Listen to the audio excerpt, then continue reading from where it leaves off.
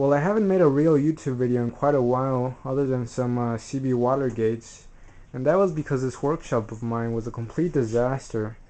But I managed to sort of clean it up a little bit today, and so I decided I'd go ahead and make a video. Should be making more videos. I've got a couple more goodies in here. I've got this President Washington CB that I'll be working on. Some other CBs and some tube CBs, some vintage CBs that I'm currently restoring, and so that should make for some good YouTube videos. Today I've got this little Admiral 4-tube radio that I'll be fixing for a video.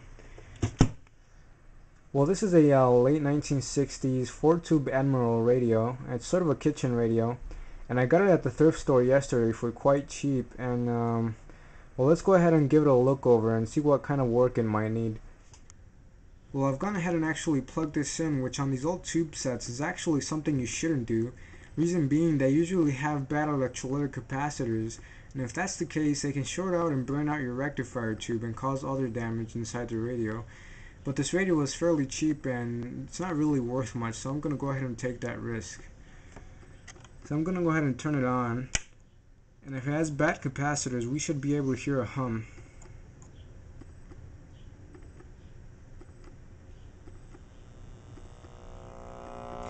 There you can hear the hum.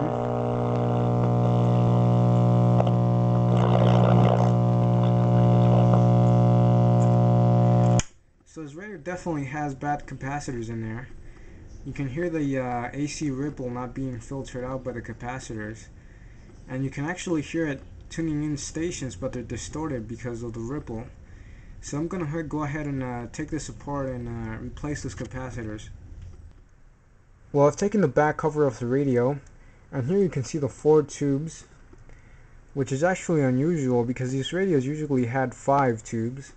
Okay, well the circuit board is out now. I took out the speaker as well to make it a little bit easier to work on it. The cabinet's over there, and before I put that back together, I'm gonna give it a good cleaning because it's really dirty. And as I mentioned earlier, this is a late 1960s radio, and that's when they started using these little modules here, which actually eliminated a lot of individual components on the circuit board. So as you can see, there's actually very little on here.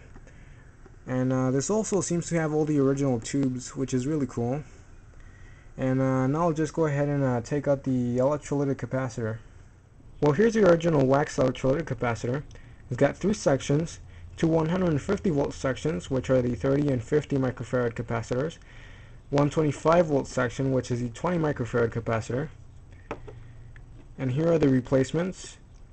A 47 microfarad at 250 volt capacitor to replace the 50 microfarad section, and you'll notice this is actually a little bit lower than the original capacitance value, but it's still within tolerance, so it's okay.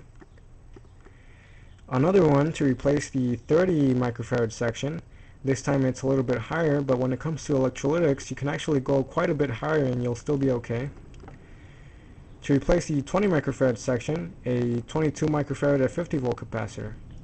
And hopefully this is all the radio will need, and it'll be ready to go. In the original capacitor, all the sections shared a common negative, so now I've gone ahead and connected all the negative sides of all these capacitors together.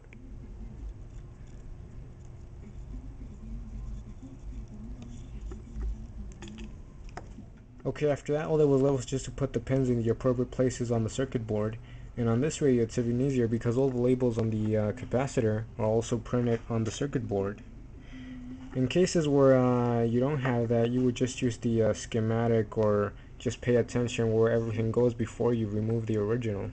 The next step was to add leads to the 22 microfarad capacitor, because since it's so small I can't really mount it directly on the circuit board without them. Okay, now just for some quick soldering on the circuit board, I already did 2 of the connections.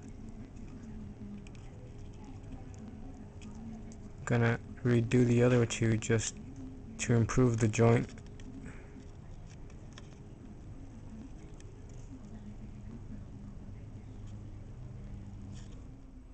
Okay, finally time to test the radio after the repair.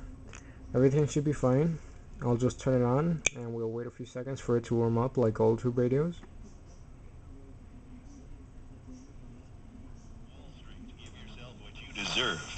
Okay, well that hum is definitely gone and the station is coming through undistorted. 800-670-1559. That's 800-670-1559. Is the IRS ruining your life? Are you afraid of losing?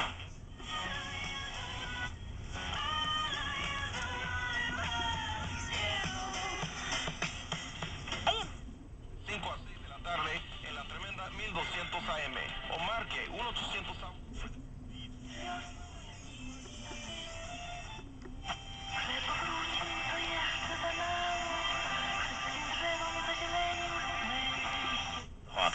They gave up 5 goals on Saturday night. CogniacFuneralHome.com.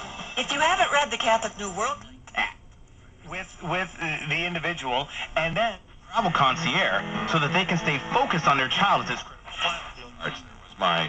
My Elton t-shirts, and then I revealed the school uniform. Nope.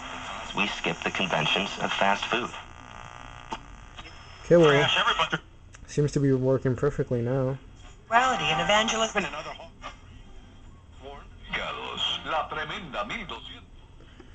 I'll just go ahead and wash out that cabinet and we'll put it back together.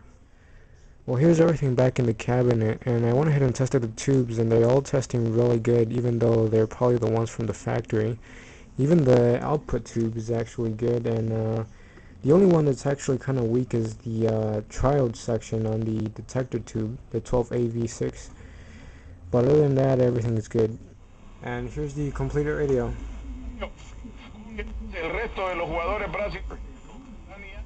Patrick Kane loves the playoffs. You had a strong story about it.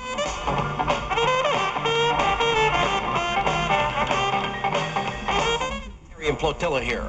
It turns out it was organized. So I don't, look, the Gulf of Mexico is surrounded by states that are not known. Baseball, Cubs are in Pittsburgh trying to get something going. Proven winners in a distinctive white container. Cheaper. Here's another surprise. My bill. Surprise!